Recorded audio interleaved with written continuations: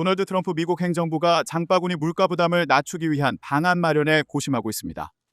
고물가의 성난 민심이 최근 지방선거에서 공화당 심판으로 이어지고 트럼프 대통령의 지지율에도 타격을 주면서입니다.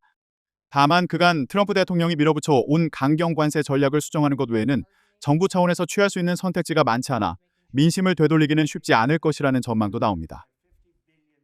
미국 일간 월스트리트 저널은 16일 최근 지방선거에서 공화당이 참패한 이후 트럼프 대통령이 물가 문제에 더 집중해야 한다는 요구가 정부 내부에서도 터져나왔다고 보도했습니다.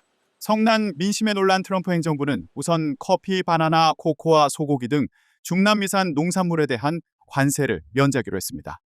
또 미국인 1인당 $2,000의 관세 배당을 지급하고 육가공 업체들이 소고기 가격을 끌어올리기 위해 담합했다는 의혹에 대해 조사에 착수하는 방안 등도 검토하고 있습니다.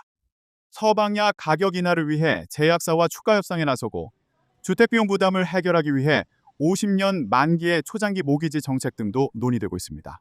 그러나 월스트리트 저널은 유권자들을 만족시키기는 쉽지 않을 것으로 내다봤습니다. 유권자들은 일상에 영향을 미치는 물가 전반의 변화를 요구하고 있지만 정부가 취할 수 있는 수단이 많지 않기 때문입니다. 제품 가격은 대통령이 아닌 시장 원리에 의해 결정되고 금리는 독립된 기관인 연방준비제도에 의해 책정됩니다. 대통령이 국민에게 직접 현금으로 관세 배당금을 지급하려 해도 의회의 승인이 필요합니다.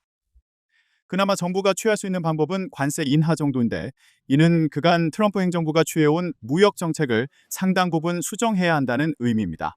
관세 정책을 수정하더라도 실제 소비자 물가에 반영되는 데는 시간이 걸립니다. 트럼프 대통령이 자신의 경제 정책에는 문제가 없다고 생각하고 있다는 점도 걸림돌입니다.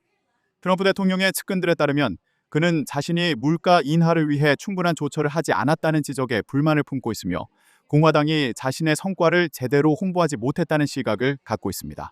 대선 기간 취임 첫날부터 물가를 낮추겠다고 공약해온 트럼프 대통령은 최근까지도 계속해서 물가 상승에 대한 우려를 일축하며 경제는 내 전문 분야라는 자신감을 보여왔습니다.